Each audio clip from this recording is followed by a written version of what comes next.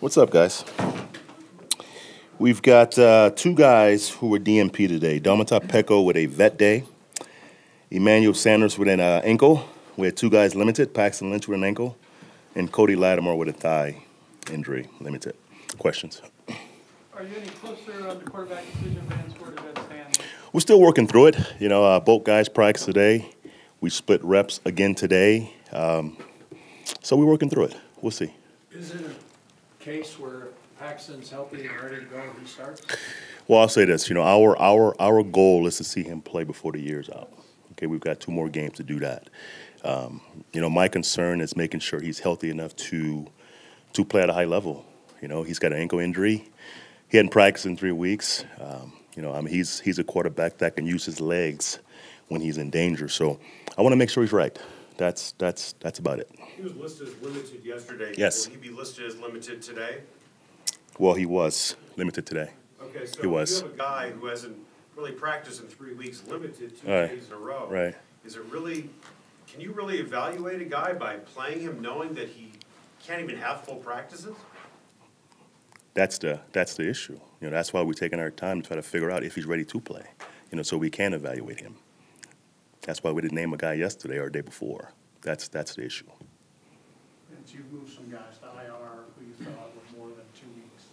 Is Emmanuel getting close to that? Or I'm not sure. He's really sore still. He's fought all year for us. His forced ankle. It happened Giants week.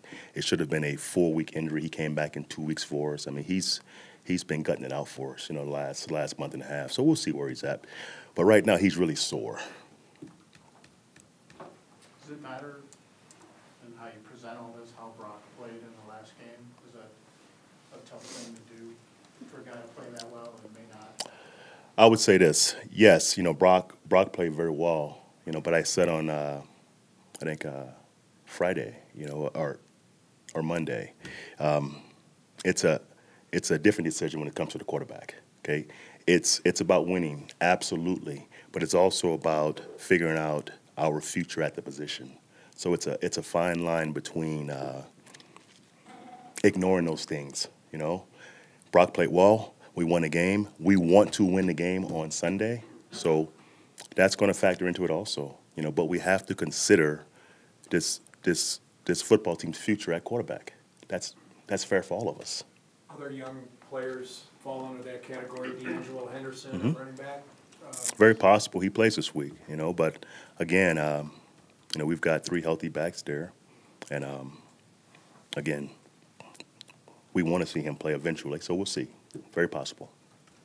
Vance, I know you'd rather have, your starting quarterback in the offseason getting all the reps. Sure. And during the week, like this week, the starter getting all the Yeah. reps, because that lends to cohesion, rhythm, et cetera. Absolutely. So what is it that you do to make up for that when you're having the split snaps either in preseason, the offseason, or this week? How do you make up for that? How do you make up for it? Well, you kind of don't.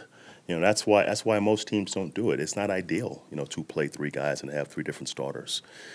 It's not what you want to do, but that's where we're at. So we're gonna play the hand we're dealt and make the best of it. It's not ideal to play 3 guys, and to split reps, for most of the season, even preseason and training camp. So it's what it is. Any chance, given Kirk Cousins' situation, you're keeping one eye on, the game and one extra eye on evaluating him? I'm not. Our goal is to win a football game against the Washington Redskins. He's their quarterback, so it's our job to stop him and slow him down some.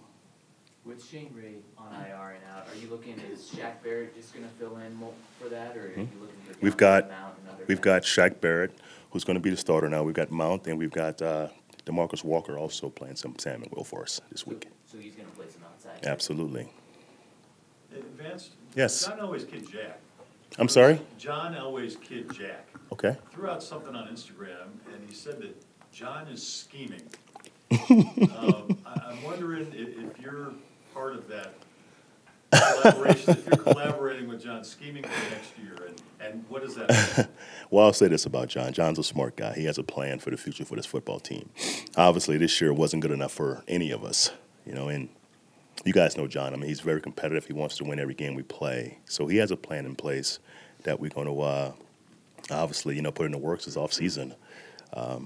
My only goal, guys, honestly, is to win a football game on Sunday. But that being said, again, with the quarterback deal, it's different for us. We have to see where this player is, for our future. So we can do both, in my opinion. We can go win a football game and also evaluate, some of these young guys. That hadn't changed.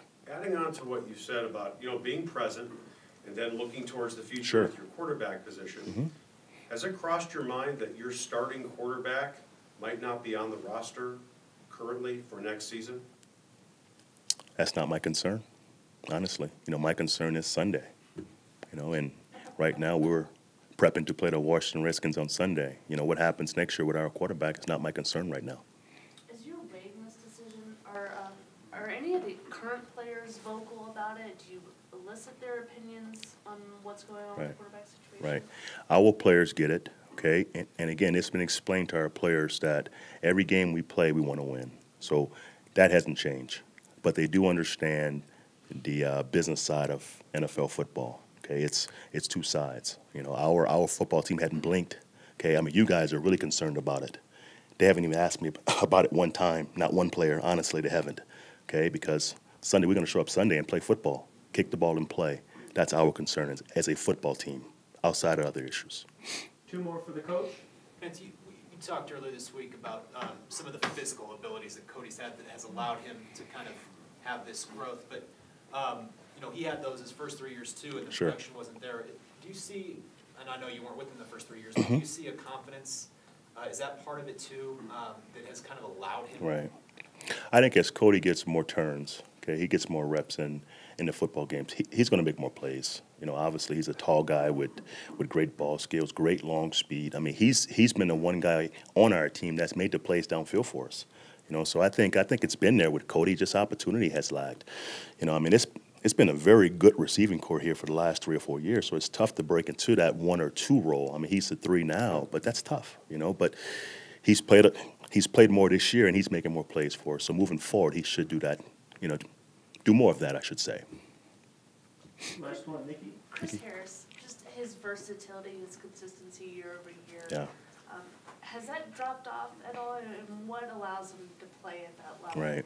I think Chris had a great year this year. I mean, obviously with corners they have some bad plays, but overall Chris has played really, really well for us. Every week he's graded out as a plus player for us. Chris is a very, very, very smart player. Okay, he understands who he's playing against. He understands his limitations at the position, and he's a guy that puts a lot of work in as far as film study. But every week you can watch Chris at practice. He's calling out different route concepts, where the ball's going, what the D&D is. So, I mean, he's a guy that plays with his brain. That's his edge. Thank you, coach. Thank you, guys. Enjoy your day.